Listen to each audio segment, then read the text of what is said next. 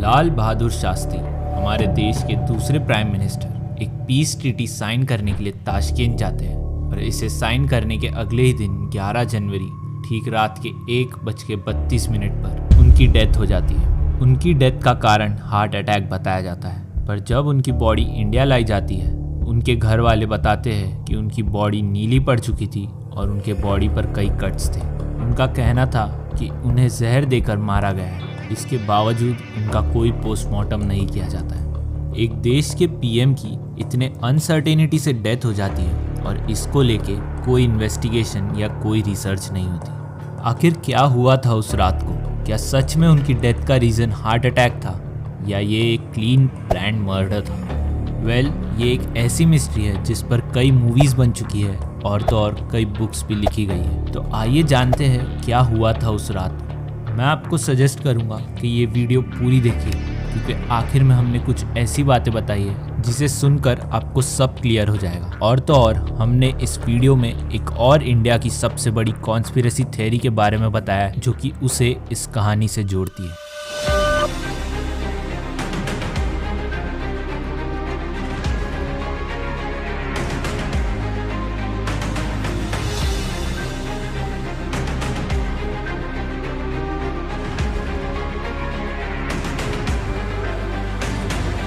अगर तलवार की नोक पर या एटम बॉम्ब के डर से कोई हमारे देश को झुकाना चाहे, दबाना चाहे, ये देश हमारा दबने वाला नहीं है। तो एक सरकार के नाते हमारा क्या जवाब हो सकता है? तो इस कहानी की शुरुआत होती है 1964 से, जब जवाहरलाल नेहरू की डेथ के बाद लाल बहादुर शास्त्री को उनकी क्लीन इमेज की वजह से पीएम बनाया जाता है। शास्त्री जी एक बहुत ही ईमानदार नेता थे। उन्होंने अपनी पूरी जिंदगी खादी के सफेद कपड़े पहनकर निकाल दी। यहाँ तक कि पूरी जिंदगी में उन्होंने सिर्फ एक कार ली, वो भी उन्होंने पंजाब नेशनल बैंक से 5,000 रुपये का लोन लेकर खरीदी थी। 1964 में शास्त्री जी पीएम बनते हैं और उनके लीडरशिप के चलते इंडिया में व्हाइट और ग्रीन रेवोल्यूशन जैसी चीज़ों को बढ़ावा दिया गया। शास्त्री जी ने अपनी लीडरशिप बहुत अच्छे से निभाई, पर दिक्कतें चालू होती है 1965 के इंडिया पाकिस्तान वॉर से।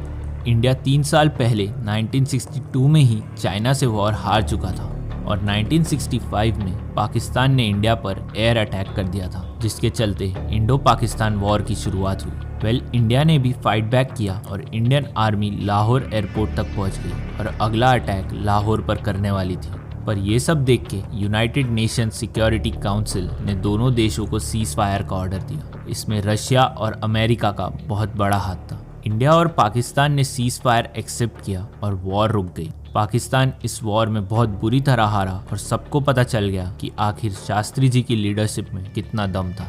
पर असली कहानी तो यहाँ से शुरू होती है। दरअसल यूएसए और सोवियत यूनियन पाकिस्तान और इंडिया के बीच एक पीस ट्रीटी साइन करवाता है, जिसके चलते शास्त्री जी को ताशकेंत में बुलाया जाता है। शास्त्री जी का जाना एक वेल प्लान्ड कॉन्स्पिरेसी का हिस्सा था।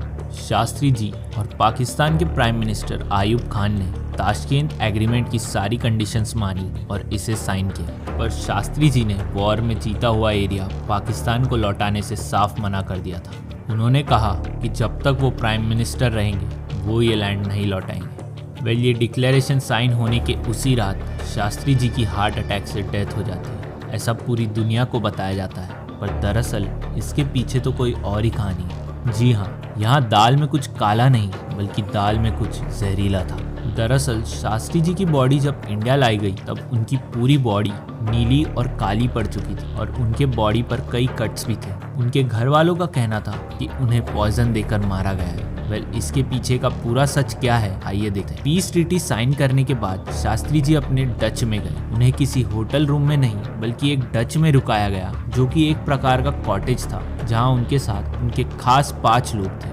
उनका पर्सनल फिजिशियन डॉक्टर चुग, उनके पर्सनल कुक रामनाथ, जिनके अलावा वो किसी के हाथ का खाना नहीं खाते थे, उनका पर्सनल असिस्टेंट MMN शर्मा, उनके प्राइवेट सेक्रेटरी JN सहाय और उनके सिक्योरिटी ऑफिसर R कपूर। लगभग 8 बजे के आसपास शास्त्री जी ने खाना खाया, जो कि रामनाथ ने नहीं बल्कि इंडियन एम्बेसडर TN कॉल के शेफ जन मोहम्मद ने बनाया था। इसके कुछ समय बाद उन्होंने अपने घर वालों से बात की और उन लोगों से पूछा कि पीस ट्रीटी को लेकर भारत वालों का क्या रिएक्शन है। उन्होंने ये भी कहा कि वो भारत आकर एक ऐसी खबर सुनाएंगे जिससे सब देश वाले खुश हो जाएंगे। इसके बाद लगभग 11:30 बजे रामनाथ ने उन्हें थर्मस में रखा दूध और इसबगोल दिया। वो पीकर वो कमरे में चक्कर काटने लगे। लगभग 1:20 के आसपास वो रामनाथ के कमरे के बाहर पहुंचे और खांसते हुए डॉक्टर चुग के लिए पूछा। रामनाथ ने शास्त्री जी को उनके कमरे में लेटाया और शास्त्री जी बार बार उस थर्मस की तरफ इशारा कर रहे थे। डॉक्टर चुग वहां पहुंचे और उन्होंने उन्हें बचाने की बहुत कोशिश की, पर अनफॉर्चुनेटली 1:32 पर शास्त्री जी ने दम तोड़ दिया। अब इस पूरी कहानी में ऐसे कई लूप होल्स हैं जो कि साफ बता रहे थे कि यहाँ कुछ गड़बड़ है। पहला, शास्त्री जी को होटल रूम की जगह एक डच में रुकाया गया। दूसरा, उस रात उनके लिए खाना रामनाथ ने नहीं बल्कि जन मोहम्मद ने बनाया था। तीसरा, शास्त्री जी ने अपने परिवार वालों से बात करते समय उन्हें कहा कि वो वापस आकर एक बहुत बड़ी खुशखबरी देने वाले थे। आखिर ऐसी क्या बात थी? अब यहाँ से इस स्टोरी में एक और नया एंगल जुड़ता है। इस इमेज में ये आदमी की फोटो बहुत वायरल हुई थी। इस इमेज में मौजूद ये आदमी को लोग सुभाष चंद्र बोस कहने लगे। जी हाँ, जब एक फॉरेंसिक एक्सपर्ट ने इस इमेज की फॉरेंसिक मैपिंग की तब ये सुभाष चंद्र बोस की इमेज से काफी हद तक मैच की। पर अगर सुभाष चंद्र बोस की डेथ 1945 में ही एक प्लेन क्रैश में हो गई थी तो वो वहाँ कैसे मौजूद हो सकते हैं? यहाँ आती है एक दूसरी कॉन्स्पिरेसी थ्योरी जो बताती है कि नेताजी उस दिन उस प्लेन क्रैश में मरे ही नहीं थे। वो उस दिन के बाद से अपनी आइडेंटिटी छुपाकर इधर उधर रहने लगे। कई सोर्सेस के मुताबिक वो अपनी जिंदगी के आखिरी साल भारत में ही गुमनामी बाबा बनकर रहते थे। इसी के चलते ऐसा माना जाता है कि उस दिन वो ताशकेंत में भी रहे और शास्त्री जी से मिले भी थे और शायद यही वो खुशखबरी थी जो शास्त्री जी सबको बताने वाले थे।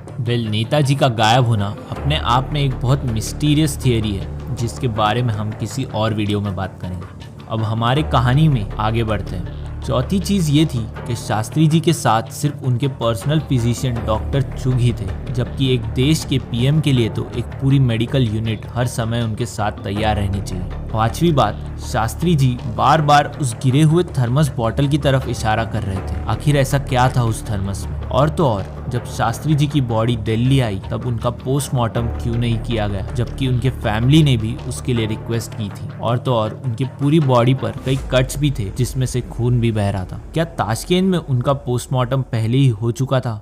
उस रात ताशकेंत में 3 बजे के आसपास पुलिस ने कुक जैन मोहम्मद और 3 दूसरे स्टाफ को अनऑफिशियली अरेस्ट किया था शास्त्री जी को पॉइजन देने के इल्जाम पे। पर उसके बाद उस इन्वेस्टिगेशन का क्या हुआ ये किसी को नहीं पता है।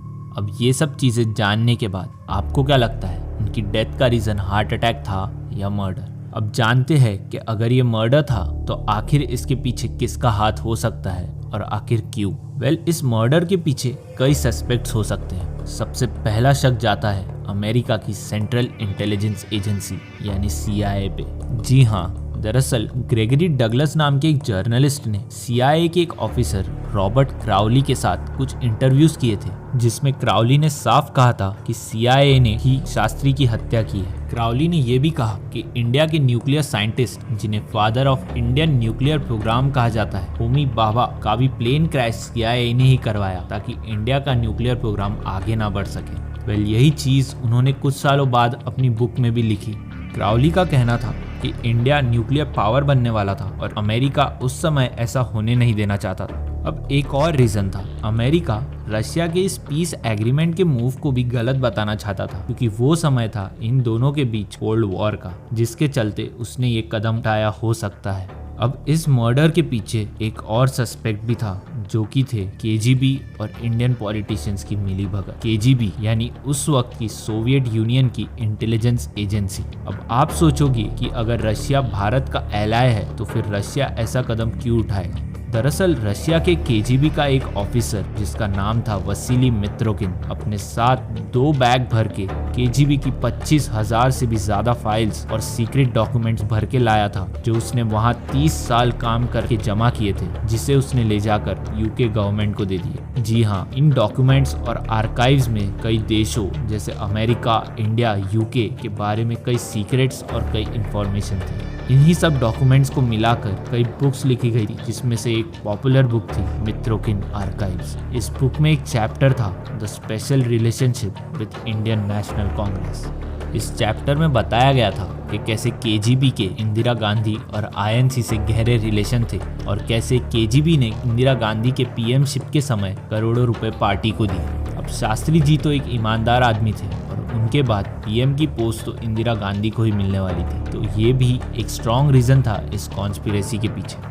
शास्त्री जी के डेथ के पीछे क्या मिस्ट्री थी ये आज तक कोई नहीं जान पाया, पर 1977 में ये केस के इन्वेस्टिगेशन के लिए फिर से चर्चा हुई और इसीलिए एक इन्वेस्टिगेटिंग कमेटी बनाई गई, जिसके लिए डॉक्टर चुग और रामनाथ गवाही देने वाले थे, क्योंकि वो दोनों ही ऐसे विटनेस थे जो कि शास्त्री जी के डेथ के वक्त वहीं थे। जिस दिन डॉक्टर चुग इसके लिए गवाही देने वाले थे, उसी दिन उनके कार को एक ट्रक ने उड़ा दिया, जिसमें उनकी, उनके वाइफ की और उनके बेटे की जान चली गई। सिमिलरली रामनाथ के भी गवाही देने के पहले उनका एक एक्सीडेंट हुआ जिसमें वो अपाहिज हो गए। क्या लगता है आपको, क्या ये सिर्फ एक कोइंसिडेंस था? अब शास्त्री जी के डेथ को लेकर आप सभी बात जान चुके हैं, तो आपको क्या लगता है, क्या ये एक हार्ट अटैक से हुई नॉर्मल मौत थी या कोई प्लान किया हुआ मर्डर?